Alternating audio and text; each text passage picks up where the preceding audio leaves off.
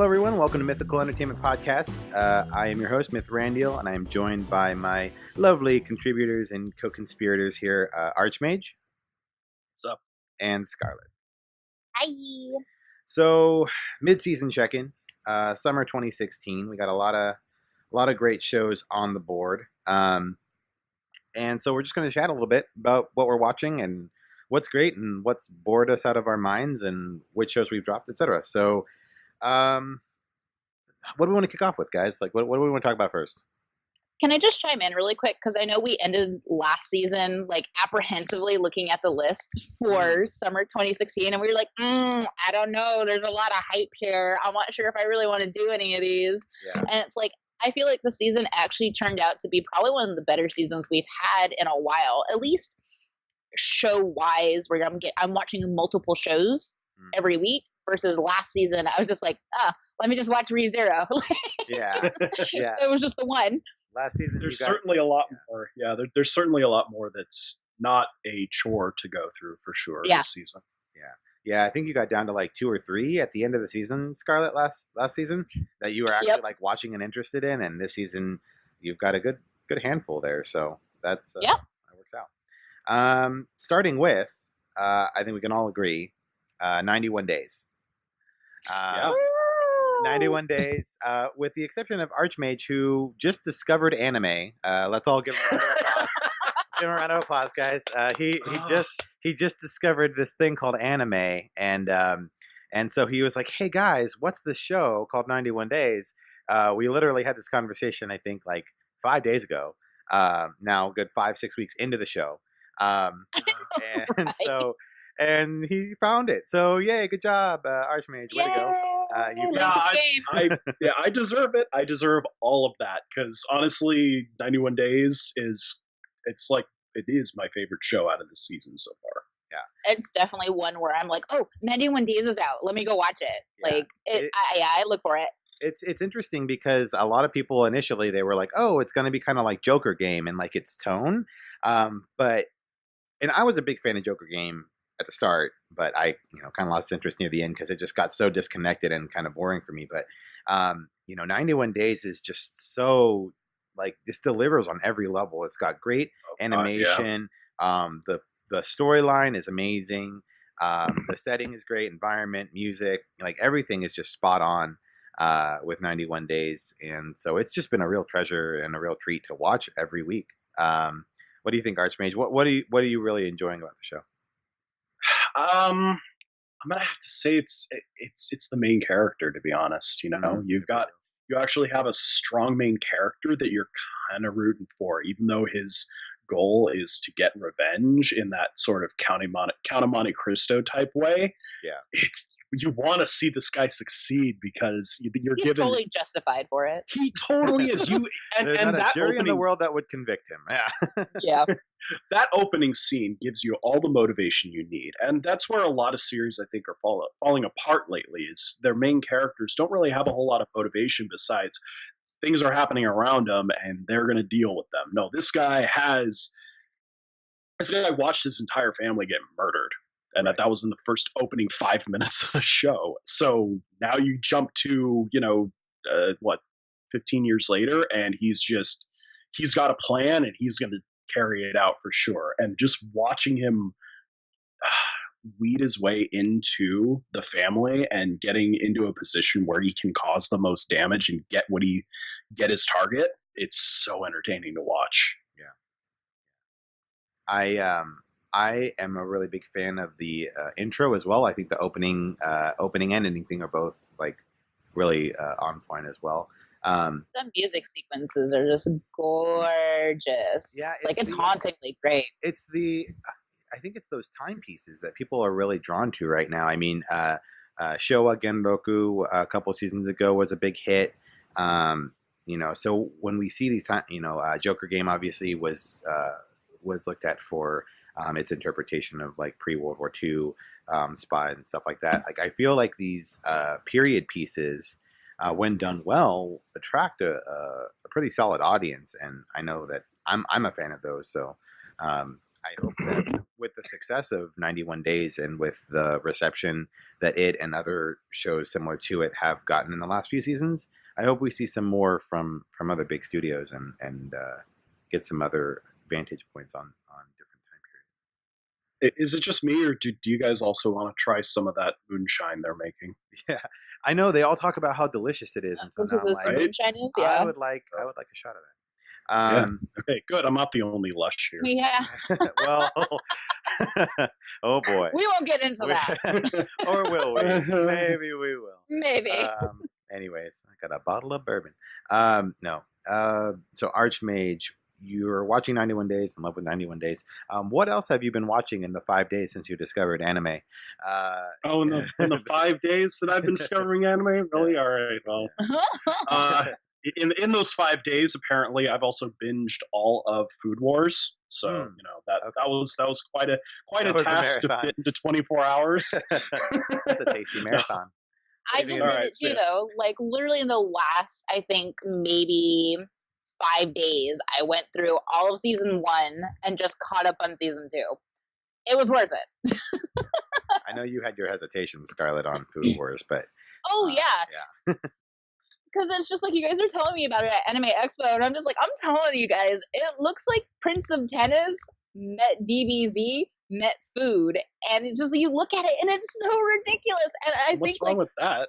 That sounds I know, amazing. right? Met hentai. You forgot that important part. Met hentai. Yeah. That's very true. Because no, not hentai, ecchi. Okay, ecchi. Not Sorry. hentai. Ecchi. There's a fine line. There's tentacles. There's a fine line. It's hentai. It's just because the octopus wasn't fully cooked yet, you see.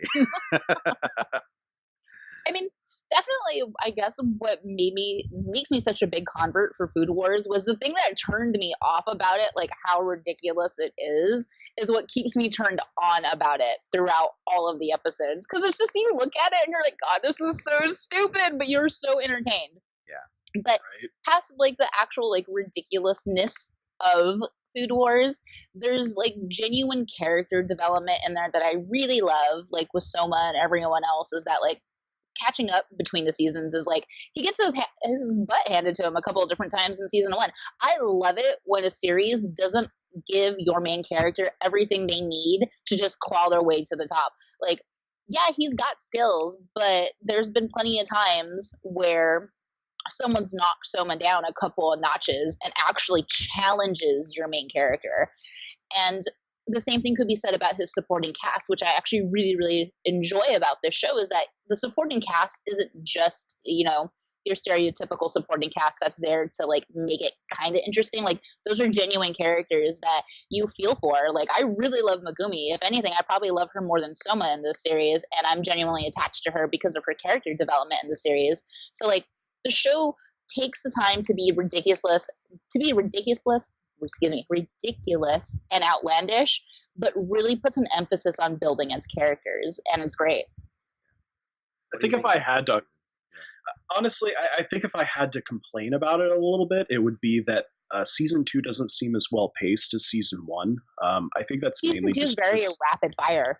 I know. Well, yeah, and that's a very big shift from season 1. Season 1 was all about just establishing what the school was and who each of these characters were, and explore. It left enough time to explore each of them. But with season 2, now we were in this tournament realm where now you're kind of going really quickly to do all these things. And I understand that they can't exactly fit all this stuff into 2 episodes. If they took 2 episodes per round of this thing, it would be ridiculously long and people would lose interest. It has to be as quick-fired as it is. I just think it's a little jarring from what happened last season where we had all this really good character growth. Not that there isn't character growth in here. There is some great stuff with some of the characters, like his rival, the Italian rival kid to Soma.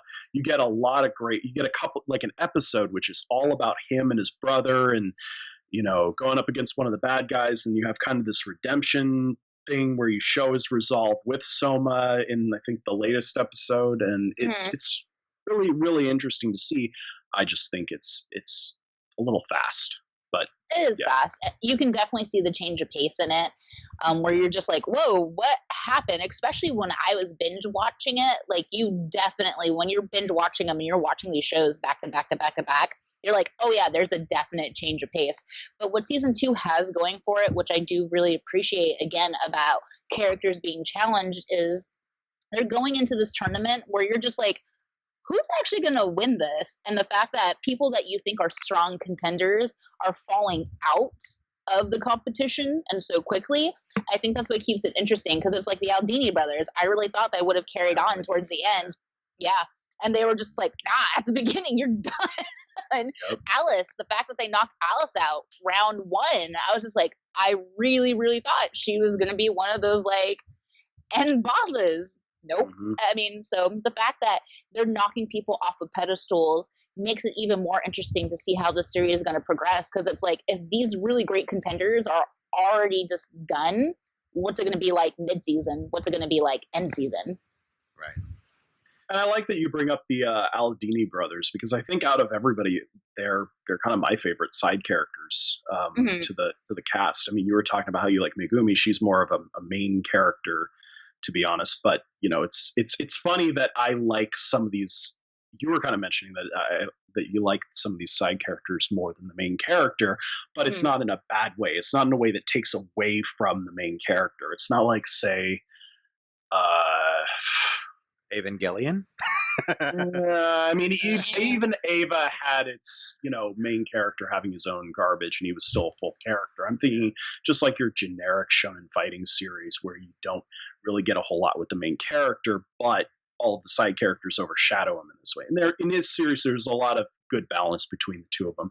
I just happen to like the Aldini brothers because I like the dynamic between them, and I like that Takumi is like a self-proclaimed rival of Soma, and Soma still takes him seriously, even though he can't hold a candle to Soma right now. Yeah. I watched season 1, but I am not caught up on season 2. So that's one that's on my Oops, sorry list. Guys.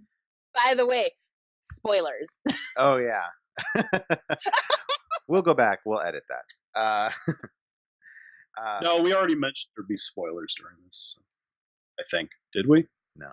I don't think officially. Well, hey guys, there'll be spoilers. We really suck at this. This is usually where our spoiler warning ends up, like right after we have a good conversation about, a really spoilery part of the show.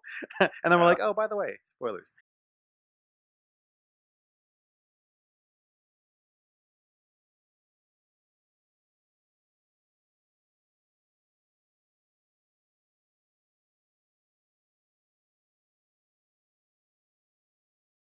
In any case, so besides not 91 Days, talk about Food Wars, let's talk about another show that had a lot of hype on my side anyways, Berserk.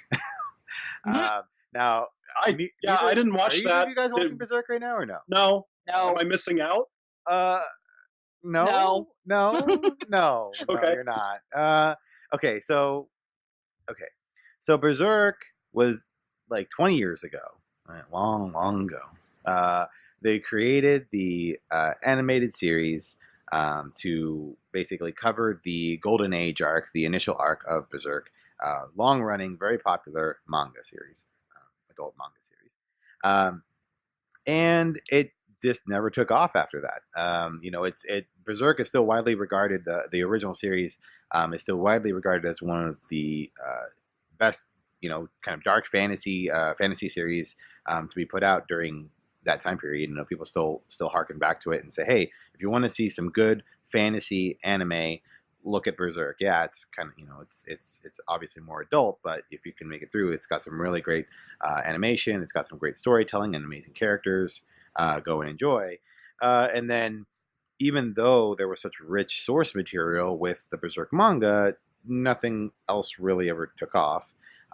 Then a few years ago, we had a revamping of the Golden Age arc in OVA format, so that kids who were not born when the first show was aired could basically get familiar with Berserk as they were attempting to bring the series back to life, because there were talks of the show when they were redoing the Golden Age arc movies. And so we get all this hype, and then yes, here it comes. We're going to move out of the Golden Age arc into the Black Swordsman arc with this new series, and Berserk lands on our doorstep, flaming and smelling of poo. Unfortunately, so the animation style is off-putting. It's a cell shaded style that's kind of disorienting. There are a lot of moments in some of the action scenes where you can't tell up from down. You don't know what like field of view you're at.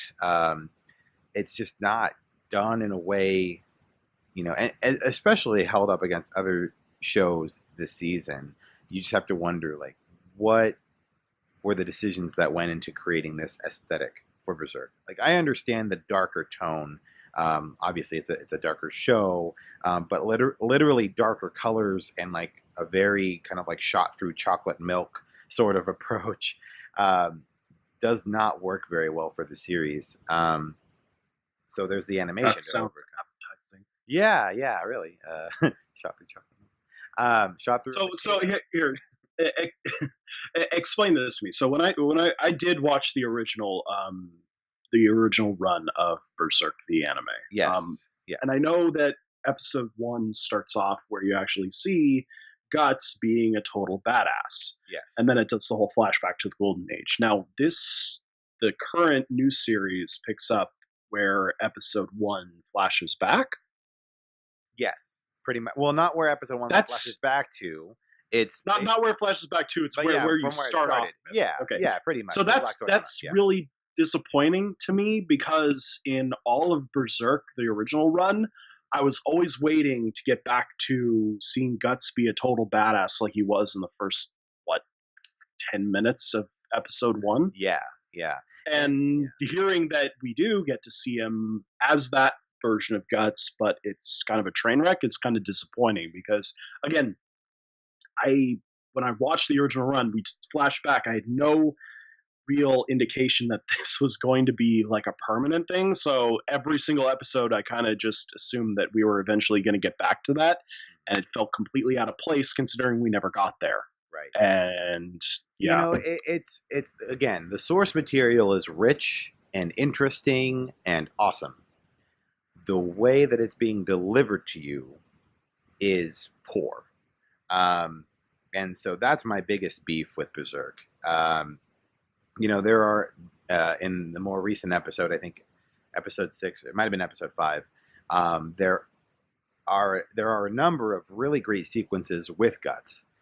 And even with this, very unpalatable animation style, you can still appreciate how awesome he is.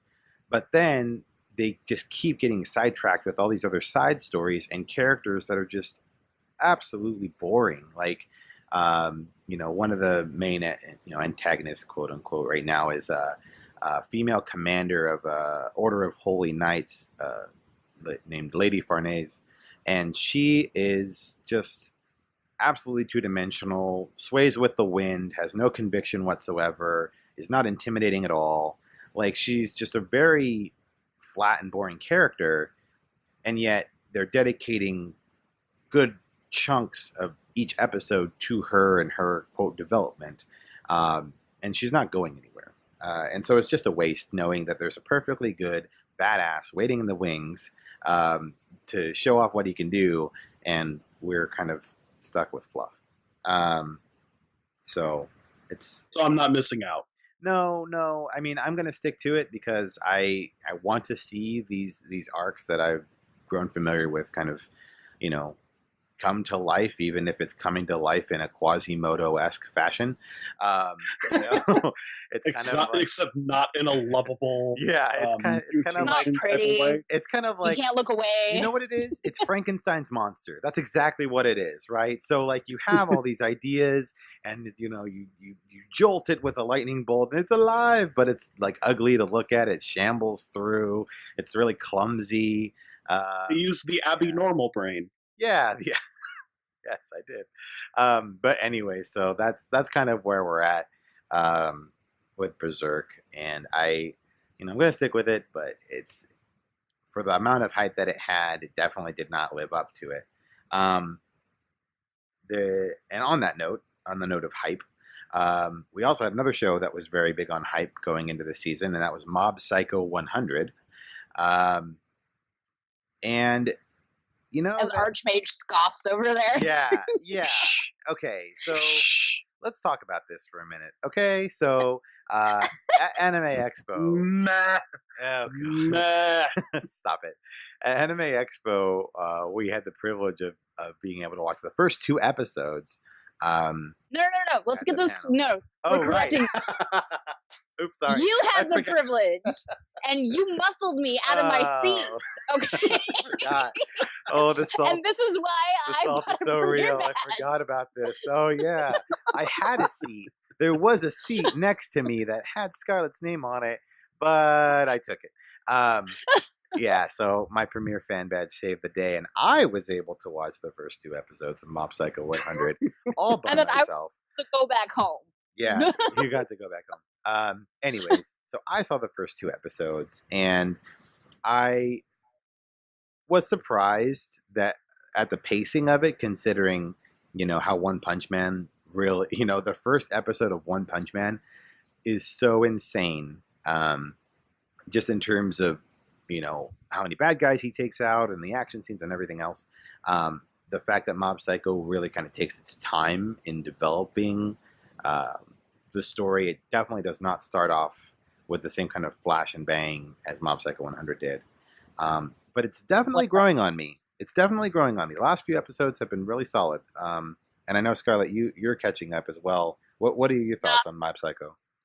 Yeah, I'm all caught up. I mean, at the beginning, I'm not gonna lie, getting through those first 2 episodes, I was just like, oh my gosh, where is this hype coming from? It's definitely much more slower pace than, One Punch Man. One Punch Man literally took you by the throat and was like, you're gonna watch it and you're gonna enjoy it. You're gonna watch me and you're gonna like it. Yeah, and you're yeah. Don't hurt me. Yeah, this is good.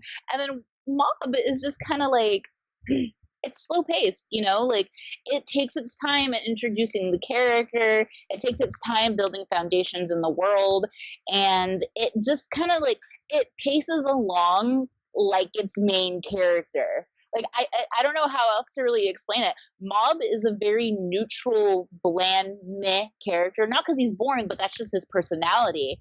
And the series kind of follows that, which is really funny because it's when Mob's kind of just taking his time and doing Mob things, regular Mob things, it's oh, okay, we're following along. But when Mob decides Mob's going to snap and hits 100, that's when things start to get really, really interesting in the show. So it all really revolves around Mob and how he's feeling and the story that they're willing to tell about him. So the first couple episodes was slow. Now we're getting to that point in the series where we're kind of over the cookie cutter foundations. We kind of all know the setup had to happen. Now we're starting to dig into the layers for this character, which is really great because you're understanding Mob, his powers, what actually triggers him. You're understanding his powers just a little bit more. So it's starting to get there, And I think it's interesting. It does take a little bit more of this understanding, but knowing why Mob is so bland, right? Understanding that controlling his emotions is what keeps him from going berserk. And that he doesn't want to hurt people. He doesn't want to use his powers against people. And he understands that when he goes berserk like that, he has no control. And so that's why he's always very, kind of vanilla about, all this stuff. And just he doesn't really have a lot of response. He's not as animated. The same way that Saitama isn't, right? But Saitama is cool and collected in One Punch Man for a different kind of reason, he's bored, right? It's a state of perpetual boredom because he's so strong, whereas Mob's more in a forced state of I have to keep in check because if I don't keep in check, bad things happen. As we've seen in the last episode, which is amazing. Well, I don't know. It's because and yes, Mob is very bland and vanilla and meh, and that's all I ever get out of him. I don't see the struggle. I don't see the struggle, except for when he starts getting close to 100%. It's like, okay, there's no struggle for him to maintain this. He just seems like he does not care about anything at all. And it's not that he's struggling, or it's not that he's suppressing anything. It's just that he doesn't care. And it's to a point where I don't care about Mob. I couldn't care any less about Mob at all. You shut your mouth right now. I love I'm Mob. serious. Mob is this poor kid who's like, he's this poor teenage, like preteen boy, who like doesn't understand girls, and he's just like awkward, and he wants to be beefy like the awesome guys from the bodybuilding club. You can do awkward. You can do interesting girls. You can do all this stuff, but when you do your Mob and you don't care, and I don't care about Mob at all, and it's boring. And your main character should be someone that you can see the rest of the world through.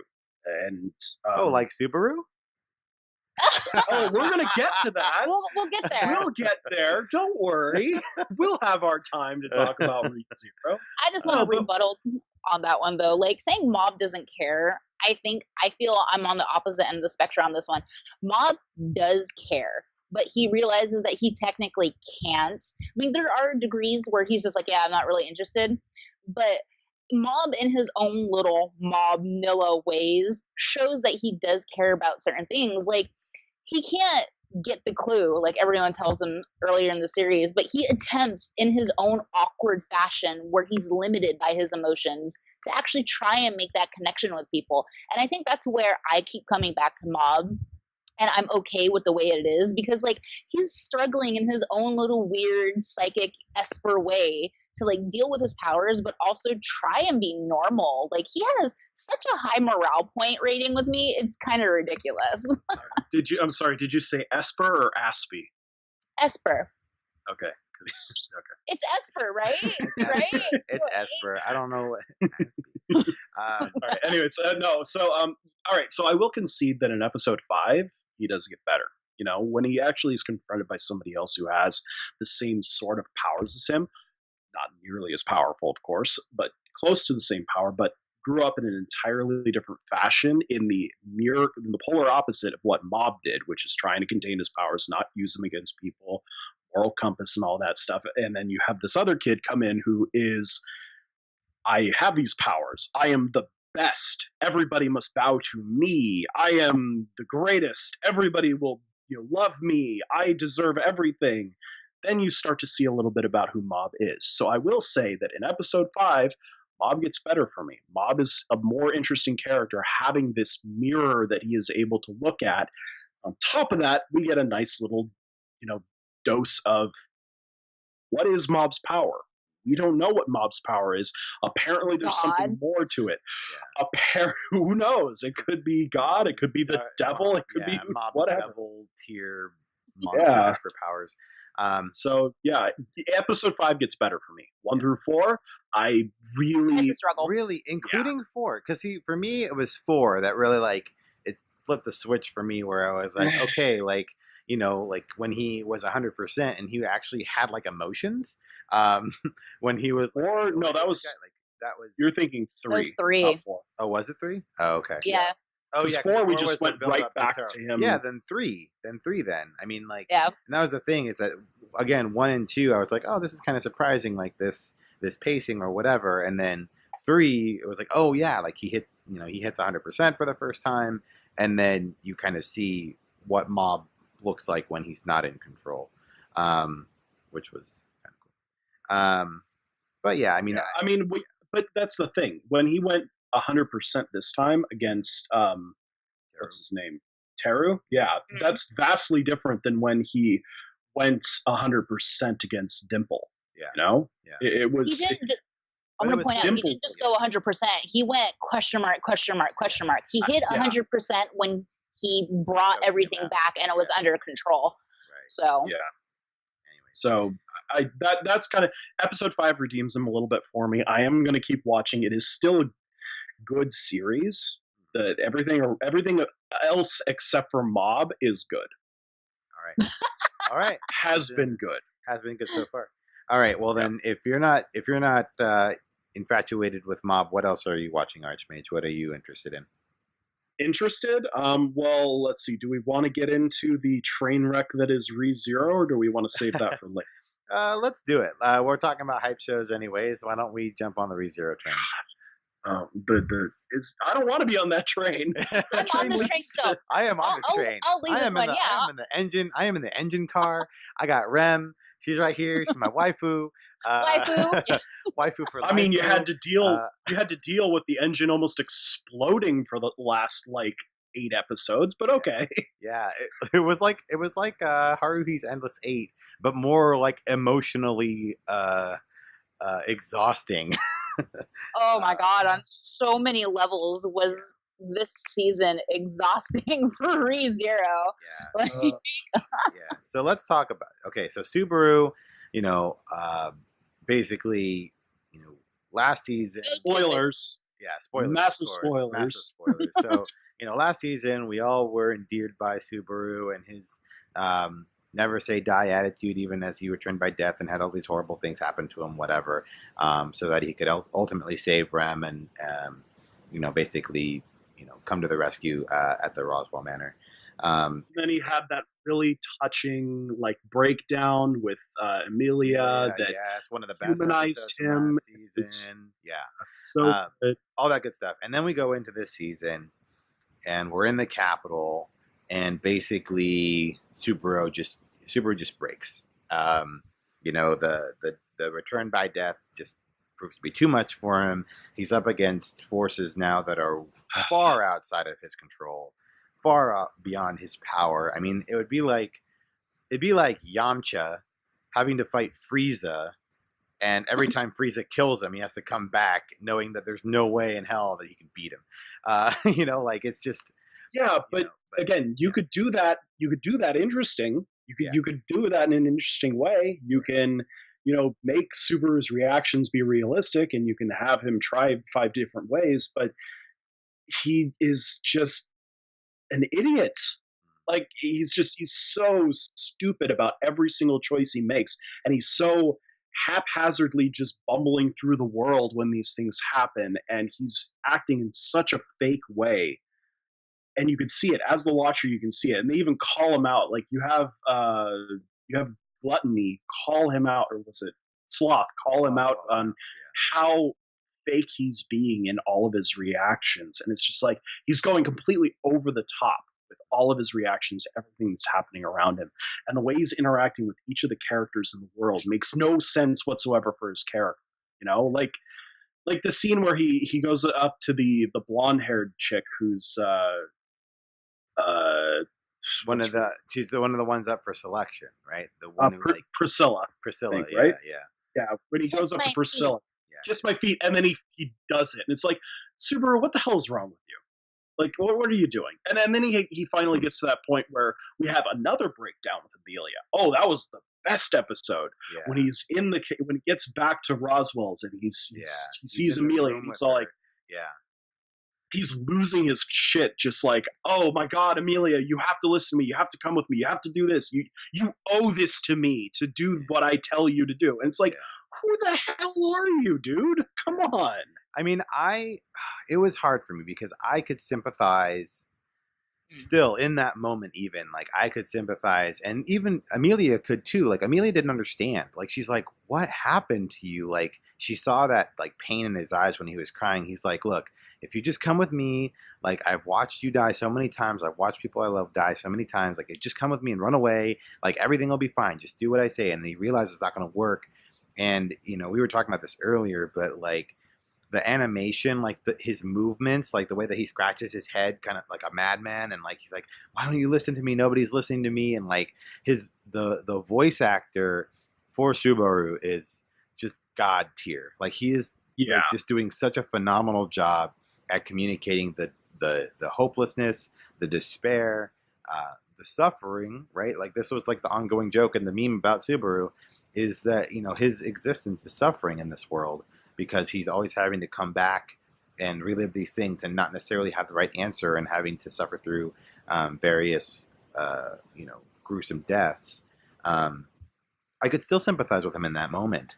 But But yes, absolutely. He was going over the top, way over the top. Way over the top. But like, again, like this is a guy who like mentally is just broken. Like he is crazy. Like everyone's like, you're nuts. He's like, yeah, he's nuts because like these things that have been happening, you know, they would break any normal person, you know? Yeah. I'm with Jeremy on this one. Yeah.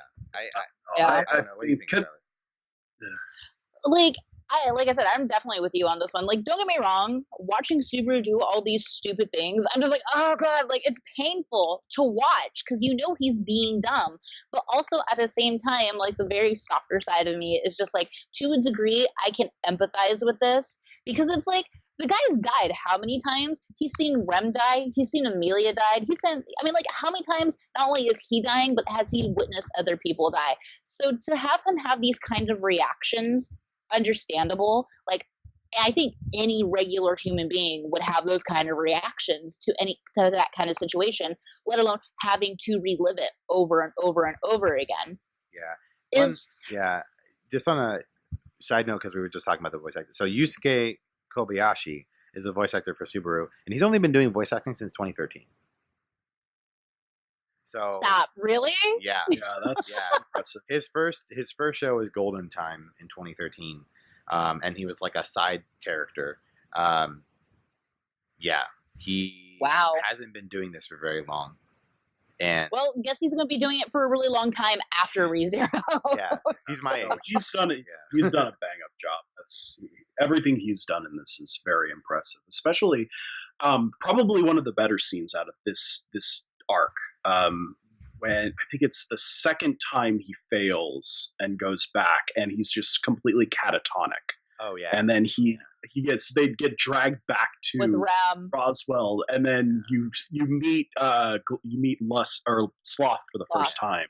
Oh my god, was that that was a heavy scene, and that was episode 15, was it not? That was the one that had a lot of people talking because it was so heavy, and then you have the revelation at the end. Or not the revelation, like you don't know who the creature is yet at that point, but Subaru is holding Rem there before that giant beast, and his head just falls off during the credits. Like that was just so intense. Like the season, like it's the one thing that I love about ReZero, and I think the reason why it works so well is that it builds up, it gives you a climax. But it's not the end of the series yet. Like, it just gives you a climax for that respawn of his. And then it rinses and repeats the process until it gets the end desire of gets the end game of what you're looking for.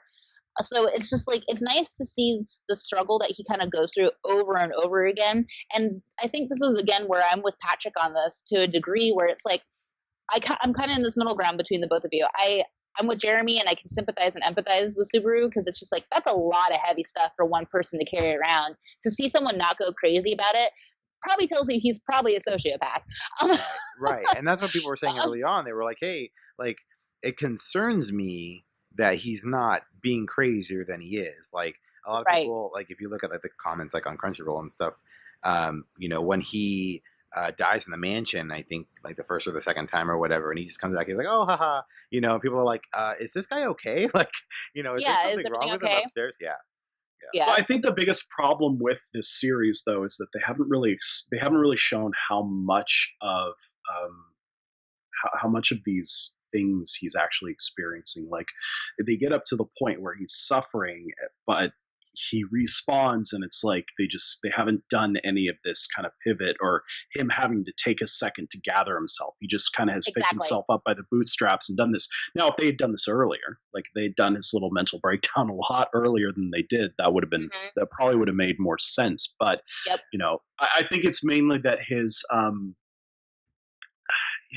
deaths up until now have been so sudden. So if you kind of think about it, going back there, every time he's died and reset, it's been in the blink of an eye. So he hasn't had to suffer through his deaths very much. But like when he went into the forest, or when he went into, or when he's going into the mansion, when he was exploring the mansion, he gets frozen or all that. Then he starts to actually suffer. Yeah. Yeah, so I guess I can kind of forgive it a little bit if I look back on that, and this kind of him breaking down like this makes sense, but so unlikable, and I think maybe it's It just is. it's disillusionment from going from a likable character to him being it's that glass shatter moment, I guess, Mhm. where he turns into not such a likable person as he breaks down. Yeah. That's the thing too that I haven't been able to like get behind ReZero so far. Like we go through these really swing shifts with Subaru where he's really likable and then he's not, and then all of a sudden he's really likable again. So like with these latest episodes, Subaru finally puts all the pieces together and is like, oh wait, let me use my brain. Like there's just no middle ground between Subaru. He either like he gets it and he excels, or he just fails miserably. It's one or the other with him. Yeah. Yeah, episode 19. Yeah, episode 19 I think is a really good example of that, because you have up to episode 18 where he has that long episode long conversation with Rem about how he's worthless and how he can't do all this and how he wishes he could just run away, and she's just being the most awesome waifu in all of anime. So And here's the thing, right? Like, so we were just talking about this, but like seriously, if you look at the second season as an experiment in like character study and character development, like episode 18 was set up beautifully by all of the failures that preceded it. Like all of the times that he was being a jackass and being stupid and making the wrong decision and grabbing people and saying, just listen to me because I know what's right, and all this stuff. Like episode 18, somebody put it pretty well. Subaru takes the ultimate internal cattle prod to himself, and basically just puts it out on the table. It's a very emotional episode for a number of reasons, but Subaru's self-realization on all of the mistakes that he's made, reflecting on all the deaths and the suffering that it caused, and then still finding worth in Rem's eyes, like all of that is just, I feel like, is a way of taking the frustrating situations that were happening with Subaru in the previous episodes and saying, okay, kind of wrapping it all up in a bow and being like, look, this was all to set up for this moment when Subaru realizes not just what's happened in the world, right? Because the other thing is that he talks about all the time he wasted before he even came to this world. Like it shows him in the convenience store and like the end that he had in reading manga, and like basically he's like, I haven't done anything with my life, and this is the result. Like I'm a miserable person who can't do anything because I haven't done anything of value with my life, and this is what I deserve. Like I feel like that's super heavy, and I feel like that just takes it kind of like swings a sledgehammer at those previous episodes to say that's why we did that and laid that all out. So I don't know. It's great. Yes, episode 18 was great, and I love the title for it, From Zero, and I like how it ends where it says, well, I'm going to start this from zero. life Like, over from zero, which is it's the show, which is great. Show title. It's great. Yeah. Him doing that and him laying all that out and having the self-realization and seeing, where all of this is coming from and putting all of those last few episodes into context is great. But then they move to episode 19 and he's back to absolutely perfect. Yep. So, Yeah, I mean, they have a lot of groundwork and stuff that was laid, because it's almost like they're just like, okay, we've done this for too long. We need to jump into everything. But if they had gone with this, this theme of setup and this theme of, being very meticulous about each individual thing they do with their characters, and then they just jump you ahead to where he's laid out every single plan and it's perfect. He had Anastasia come in at the right He's an moment. expertise bargainer. It would have been. They should have shown him going through. Like amazing. Yeah. They should have gone through all of the little things he did to set this up, and then having the payout at the end. Like that episode should not have ended with them getting ready to fight the white whale. That episode should have ended with him getting the yes from Krush. That's what it should have been. They should have taken their time with that, but they didn't. And that's where I think it gets cheapened a little bit. But yes, I agree that episode 18 does redeem a lot of the things that happened in the previous episode. Not all the way, but it does a good job of it. I would also say I'm very interested in seeing how, once all this shakes out, Subaru's interactions with Emilia. Following episode 18 and all the, kind of like self-flagellation he had regarding his, his character and everything else, I'm very interested to see how he interacts with Emilia as a result, if and when everything works out. I'm very interested in seeing what that looks like. Can I just say, as interesting it is to have Emilia back, I don't want her back because that means I'm going to start losing Rem time. I'm not kidding. And with Emilia back being the primary love interest, and Rem and him already had that conversation in 18, there's going to be no more Rem. And at this point, like, I'm team Rem, ride or die. Yeah, I think a lot of people are. And it, again, it's another interesting character study. I don't want to lose too much time. We've already kind of gone on a tirade on ReZero, but yeah, I think that's a conversation for another podcast. But well, we also have our ongoing series by the Jufin about Subaru is stupid and should go damn fire. Yeah, Subaru should die in the fire. Yeah, we'll see about that one. Okay, so after watching shows like ReZero and Berserk, got to have some good Mind Bleach. Got to have some good pick me up shows. And there's one that I'm not watching yet that you guys are watching called Sweetness and Lightning. Oh my God, such a cute series. Tell me about this show.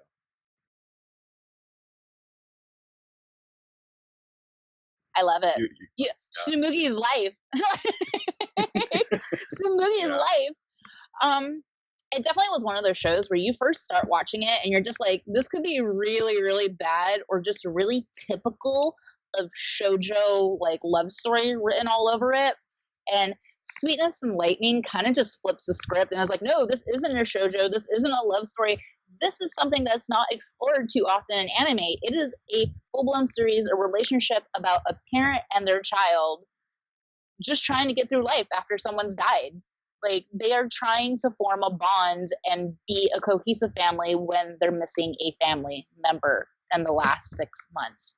So Sweetness and Lightning is, the title now makes a whole lot of sense that I'm talking about it. The series itself is very sweet, it's very light, but it tackles some really heavy themes. Single parents, death, households missing parents with, latchkey kid.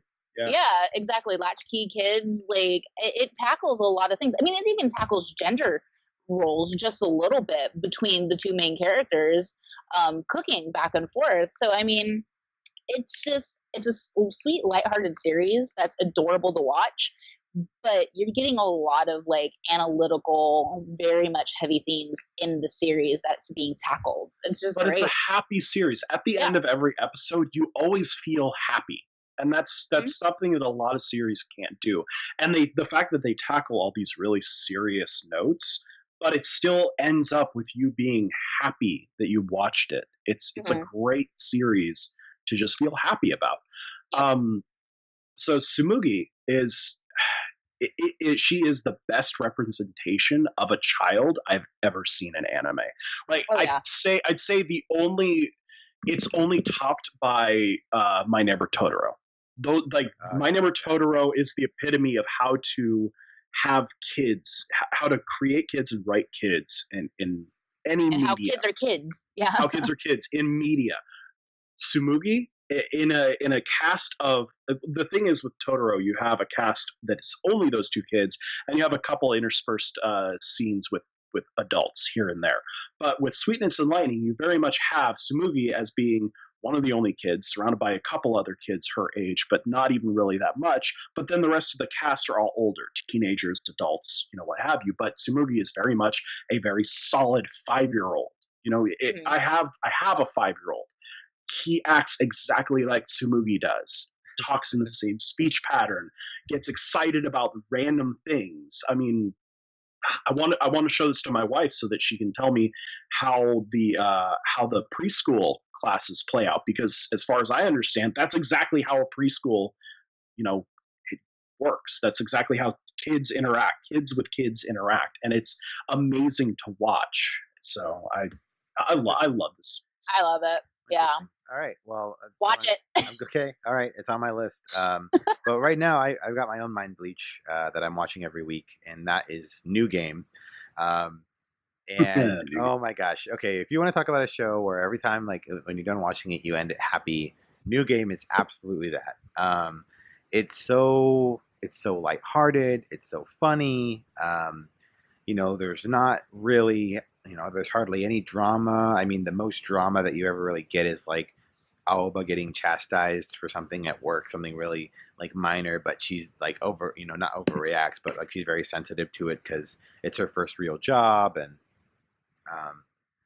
but it's just a really and she's working for her like dream company. yeah, she's 18 years old, working for her dream company, making video games, and still gets to live at home with her parents. Yeah. And save all the money that she's That's a earning, life. essentially, right? I know. It's a life. Yeah, and so it's a fantastic series. The characters, they have great rapport, great dialogue. I in some there is definitely like an undercurrent of a game that they're trying to create, and so sometimes it does get a little frustrating that they do get kind of lost in the weeds of kind of the the Seinfeld approach, where it's sort of like let's have an episode about going on a diet, or whatever, like or being worried. There's an episode where like in they're having the thermostat battle in the office, and so basically they're all talking about how one girl is like wearing like a tank top or whatever, and another girl's wearing long sleeves because she's afraid that her arms are too fat. And it's just like it's stupid, right? But it's funny. But at the same time, I'm like, well, I want to know more about these characters. Like, they're designing characters for this game. They're doing motion animation and things like that. Like, there was another episode where Hajime, who's the motion animator, basically she takes Aoba on a trip to like the Fry's or Best Buy or whatever to get a tablet pen, and in that moment, they could be. Hajime could be sharing more about how she got started and like what inspired her to work on video games and things like that. But instead, it's more of a joke that she's happy to be a senpai, and then she loses her wallet and she's like, "Oh, I'm a terrible senpai."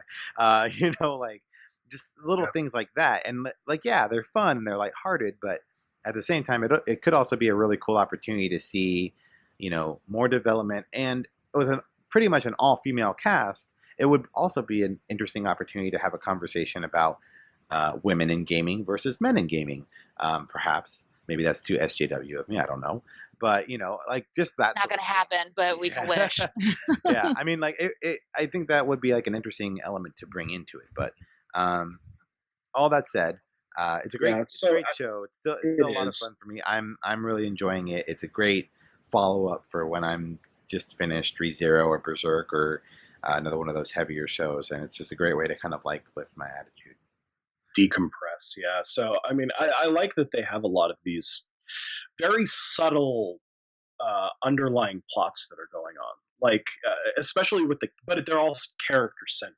You're right. Mentioning how Hajime is trying to be a senior to Aoba, or you have Hifumi trying to come out of her shell a little bit to interact with her coworkers. Yeah, or you have like that's all interesting stuff. Like you're scratching the surface of it. Like we can't really like there's hints of it, but you don't really like dive into it. Yeah. But then then you do have this underlying theme of this game being made, and then you get to see Aoba kind of do different like parts of it. Like for the last couple of episodes, she was kind of getting faster at character design, and making these not very important background characters. Now she's been given a serious character to work on, and you kind of just don't really do anything else with that. But I know we're going to get back to it eventually. I'm just worried about what they're going to do with time, because they're already on episode 5, I think, and no 6. So 6, yeah, I think. I haven't posted my review episode for 6 yet. I need to. Yeah. So they're on episode 6. So they're halfway through. I mean, unless this is like I always kind of reference this back to Shirobako, and if you really want a series that does all that stuff, Jeremy, or to kind of get this, more about the actual industry, watch Shirobako, because that gives you everything you want along with the characters. So I think you'd really enjoy that. But you do, if they extend the series out to next season, so if it gets a full 24 episodes, which I really hope it does, it's really interesting and I like watching it, then maybe we will get to see them put out the game. I just don't want these last 6 episodes to get super rushed, because they've hardly done anything right now. Yeah. Yeah, well, the last episode was showing they were behind schedule, so they were going to have to Right. stay late and over the weekend. I mean, if they're going at this pace, I'm not surprised they're behind schedule. They're all busy fighting over the thermostat. Um, Right? and the bear sleeping bag was freaking adorable as hell. Like I couldn't take it. So the kawaii factor is definitely there. Okay. The opening song. I can't. That's a series where I don't actually skip the opening animation ever. Yeah, I like the opening animation. is cute. It's a lot of fun. All right, so we've got this art club has a problem. So what's up with this show? Scarlett, you seem to enjoy it more. Archmage, I think you dropped it. I dropped it after. I think it's too much bleach for him. Don't get me wrong, like, it's not a heavy show. It doesn't require much brain power. Like, it's just silly about a girl who likes a guy and her art club who just so happens to prefer 2D girls over 3D girls. So, I mean, like, it's silly. It's a little generic. It's not the most, like, groundbreaking thing, but it's one of those shows for me where it's just, like, it's easy to turn on and decompress to. Like, it's just, it doesn't take much brain effort, on my part. It's enough for me to, like, hey, I chuckled, I'm entertained. That was a good 20 minutes well spent. Like, it's just one of those shows for me. I guess. I think it was tainted by the fact that I liked Monthly Girls Nozaki-kun. I like that too. That's kind of the feeling I got off of what it was going to be, but it wasn't doing it in a way that I didn't like the characters very much, so that's kind of why I dropped it. Is yes, I can see where the value of it being a semi-nothing show is, but I couldn't get behind the characters, so that's why I dropped it. Yeah, everything's pretty typical on it. Don't get me wrong, like Nozaki-kun actually does it much better where like it takes the angle of comedy the entire time versus this one takes like it tries to appeal to a female audience. So that's why you have those really odd encounters with the crush or like her trying to deal with her emotions because it's still trying to take the shoujo approach while trying to be lighthearted. So it's not on scale with Nozaki-kun, but like I said, it's one of those like it's good to turn on and just watch and decompress ones. Yeah. So maybe that's what it is. Maybe it's just way too stereotypically shoujo. It is. I mean, and don't get me wrong, I have nothing against shoujo, as by the fact that I am absolutely adoring Orange right now. Yes, Orange. Okay. Segue. So yeah. Segue. I was gonna say if we're talking about 2D girls, I'm gonna say okay, let's talk about some 3D girls. Yeah. So Orange. Very. Jeez. Yeah. Yeah. This show is really great. Actually, I'm usually not on the slice of life train typically. It's usually not what I'm really interested in, but Orange is just different enough that with the slight twist of like the time travel element, like the letters from the future self, the whole like gift of hindsight, everything like that I am very interested, and it's one of my favorites honestly this season. The animation is gorgeous. Archmage, you were talking about Sweetness and Lightning having a really great representation of kids in Tsurugi. But it's, Orange has a fantastic interpretation and representation of teenagers. Oh. I think that it does an amazing job of capturing kind of the spirit and the lightheartedness of, a group of teenage friends. And then the gravity and the weight and the drama around losing one of those friends to suicide, and then everything that kind of comes with that, the love triangles, the awkwardness, the shyness, knowing, to the challenge of like Naho knowing that this, future self is sending her back. Hey, don't mess this up. Like, don't regret this. But even having that knowledge, still not having the courage in the moment to change it. Right. It's just been a really great show so far. And, again, spoilers, the most recent episode gave it a tremendous twist. Oh my God. Right. I knew that was like, I'm not going to say that was a surprise because I knew it was going to happen at some point.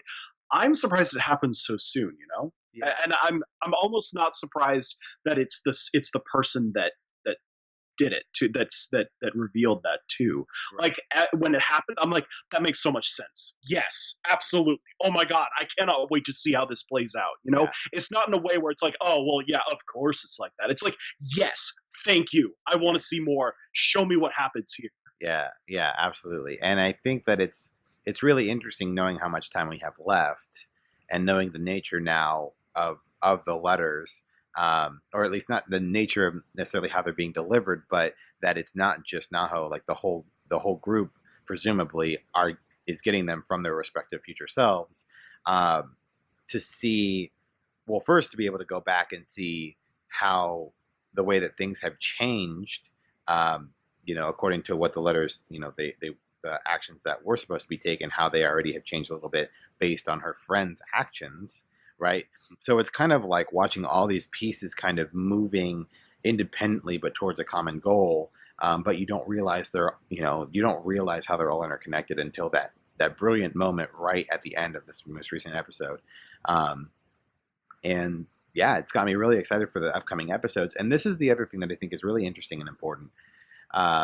Is, and I've talked about this a couple other times, but like the nature of talking about suicide in Japanese culture, especially, is very it's a very sensitive topic. It's a very important topic.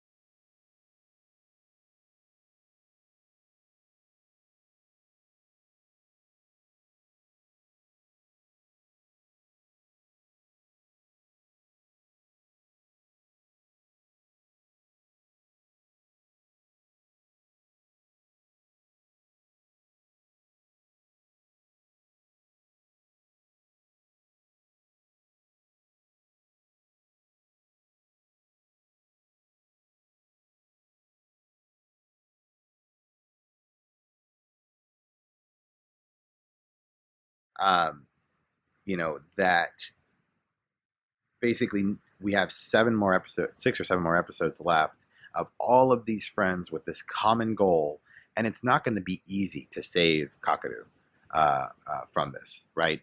I mean, like it's basically portraying suicide in a way. It's like it's not about knowing it's going to happen and being able to say, "Hey, you shouldn't kill yourself," and that'll fix it, right? That's not going to fix it for someone who is suicidal. It's about it's up to us to see, right? Like now we're going to see what all of these friends are going to do to try to save him, and what that looks like. Well, here's what it kind of comes down to. So the theme of the series, yes, while it does have a suicide element to it, and it does kind of talk about that, but it ties into it the people who are left behind. So Right. at the very beginning, episode 1, the first thing you see in these letters from Naho's future self to her, it tells her, I don't know if you can change what happens, but at the very least, I don't want to have any regrets. So it deals with suicide from both the fact that it happens, it tells you what the trigger of it was for him, and it also very much showcases the people that are left behind after such a tragedy happens, Right. and what's going through their head. So it's such a great social study on this kind of event, like revolving around this event, everything leading up to it, what you would change if you could go back. Like these are all things that, and it's even not even with the suicide element, but everybody has that feeling. Everybody wants to, say, oh, if I could go back in time and change how I was in high school, I would have done this. I could have done that. I could have, I could have been this person. I could have, done this event. I could have been really awesome at done this. that person. Yeah, exactly. So I mean, Look, and some of us have those kind of regrets. yeah. But you can also kind of see in another light all the things that kind of led up to your future. And one of the things that's so heartbreaking about this series is Sua's character. Oh my god. because Okay, if we're gonna like, talk about Rem being the best waifu, we need to talk about Sua being the best bro and the best oh like god, husband. Like he's a great character. Anyways, he is the best character. Like, I mean, it's not you get revealed very early on that he and Naho get married in the future. right. Um, and you can Yep. see in the present how infatuated he is with Naho and how much, or with Naho, and how much he's willing to do for her. And you see how much of a sacrifice this guy is making, because oh my god, Sua is the best freaking character in Soul series. But they're all written very well. He's the best character though. Yeah. Well, and that was the thing I was talking about too in my more recent recent review was that one thing I really appreciate about Orange is the love triangle and the quality of the love triangle here. Like typically It's when you not have just for drama. It's right, not no, like it's the way not like most are. the way most are is like okay, you have a pretty clear indication of who the better pair is, of who the better guy in the triangle is. But with this love triangle, like you can legitimately see, in Sua's case, because you literally see him and Naho married with a child, and they seem happy, and you can see how he looks at her, and you can see how he cares for her both in the future and the present, and then also with Kakeru because you can see his genuine care for her, like him asking Sua, like, is it okay if I fall in love? Like all these things, like you have a hope for the relationship and the romance that could be, but never gets a chance. And so, But you never hate Kakeru. no, Never you hate never him. do. You never hate It's either of so them. awesome. They're not It's dicks such a to each friend. other. Yeah, it's a friendship. Everybody in this has a real friendship, and you're rooting for everyone, and it breaks your heart to root for everybody. I'm hoping. Okay, last thing because we got to move on from this one too. We're kind of tirade on it, but with Azu and Takako, I was getting frustrated with them when they were like cornering Sua on if he was on Kakeru and Naho's side, and so now I'm really interested in their letters, and I'm wondering what made them act that way towards Sua because Are like they? Sua's part of the group. Like I was just wondering Wait, why wait, they wait. Are they getting letters? well, my understanding from the ending was that Sua has been receiving a letter, right? And I'm guessing Yeah. that he's getting letters from his future self as well. Like, so Right. my understanding of the ending of that was that all of them, we haven't confirmed it yet, but that all of them are getting respective letters from their future Okay. selves about what happens. And so that's why they're each kind of moving on their own. And like, maybe Sua got a letter, hey, on this first day, I'm really interested to know if they all got letters because then on the first day, all of their letters should say, don't invite Kakeru. And yet they Oh my still God. invite Kakeru. But we'll see. I don't know. Anyway, so that's Orange. Amazing show. If you're not watching Oh it, you God. need to be amazing. Scarlett, are you watching it? Because we've been rambling this whole time. Yeah. No, I haven't seen it. And the reason why I haven't seen it is just because I don't think I'm prepared for a feels series right now. Like Sweetness and Lightning was enough feels for me. So I'm not sure if I'm ready to like be up for a good cry, especially with like Rem and everything. Like it hasn't really gotten there yet. It hasn't really. Like there have been some, good, very poignant moments, but not yet. But there's absolutely the foundation for some tear your heart out feels. It's gonna happen. I know the ending. I know the ending. Oh my God. Oh. Anyways, okay, moving on. So one last one. I have one last one to talk about, and that is actually the One Piece special that came out. What was it? A week ago? Week and a half ago? Heart of Gold. I'm not caught up with that. Yeah. Zelly Hunt did a review for it. I was a fan. I enjoyed it. It's not earth shattering as far as One Piece specials go. As usual, it had some great animation, had some great fight scenes. I do appreciate the way that it really is kind of building hype for the upcoming movie Gold. And for a hot second there, I was confused and thought that was the movie, but it's not. And so, yeah, the way that it's tying in the upcoming Gold film, the confirmation that Usopp has observation hockey, which is something that I had missed apparently in the previous arc, and some different things. So some good development, overall solid series or solid special. and I enjoyed it. I like getting my One Piece fix. So I really need to catch up. yeah, where are you, dude? Just after the downspout. After Oh. the time jump in over the to the downspout. Okay, cool. So you're okay, good. You're I'm not too far back. I'm not as far back as Zero is. Dressrosa But takes forever though. Like that arc is so freaking long. Yeah. Well, have we'll fun with see. it. Yeah, there's a lot of filler too. So, what else have we got, guys? Really quickly, shoot me some ones that are terrible. Shoot me some terrible shows. So terrible shows? Yeah. I'm not really gonna do terrible. I mean, there's Taboo Tattoo, but I'm gonna be going. I fucking hate that show. I so hate that show right now. It's not the Shots worst. fired. I mean, at least I'm still watching it. It's so but bad. No, I mean, like, it's got potential, but the problem is it's so caught up in its fan service that it's just like, yeah, never mind. Oh my god, it's such a bad show. Like, the action's great. The animation is amazing. The fight scenes are so well choreographed. It has some great ideas with like the tattoos and their abilities and certain things about them, but oh my god, it has no idea of tone. It is the worst. Yeah. Like, okay, so episode 5. I don't really care if this is a spoiler or not, whatever. So they meet the big bad in the middle of like a shipyard, and they're gonna have a huge fight with her, and it's all like, well, you better not, because we're gonna have to, lay down the law, and it's not gonna go well for you guys, and we're gonna have it out right now. Who's gonna win, and everybody's all like super serious and stuff. Like the next scene, the best friend girl character sees her on the side of the street and challenges her to a ping pong match.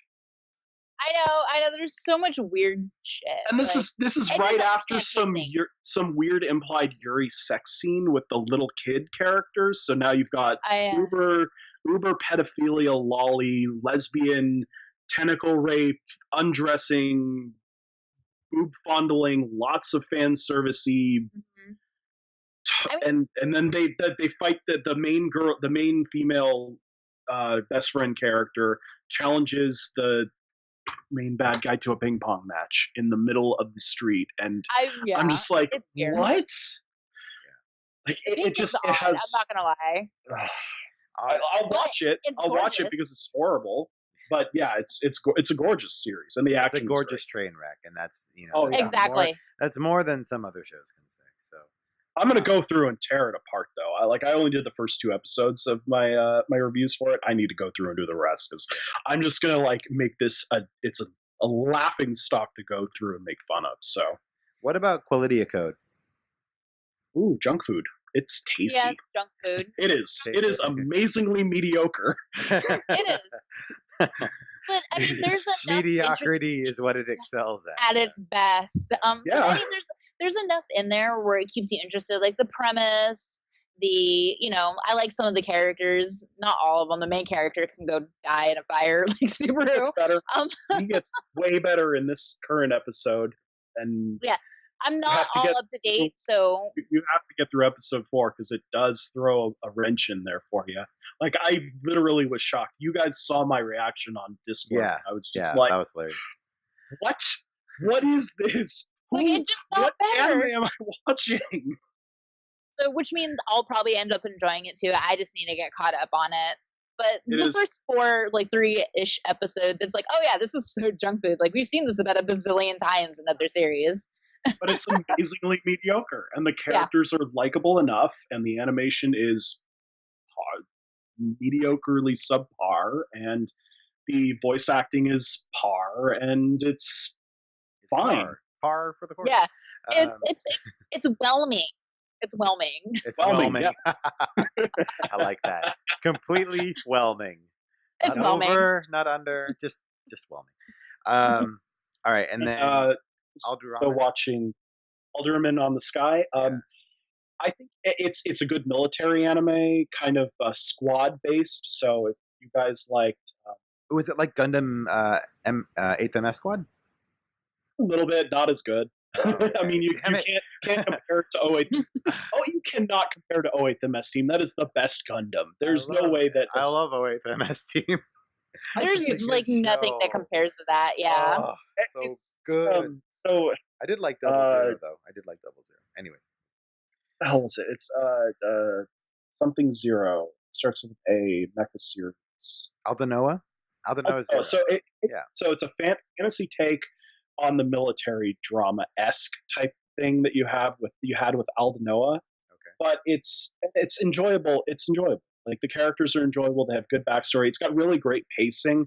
The characters definitely are interesting. They seem to have more depth to them than you got with your very one dimensional main character in Aldanoa. The animation is fine. The military aspect of it is kind of cool, and I'm interested to see where it goes. So it gets a B for me. it's a whelming with a capital W. Yeah. I mean, it's more interesting than Quality Code for sure. It's got more to it than that. It's not phenomenal, but it's good.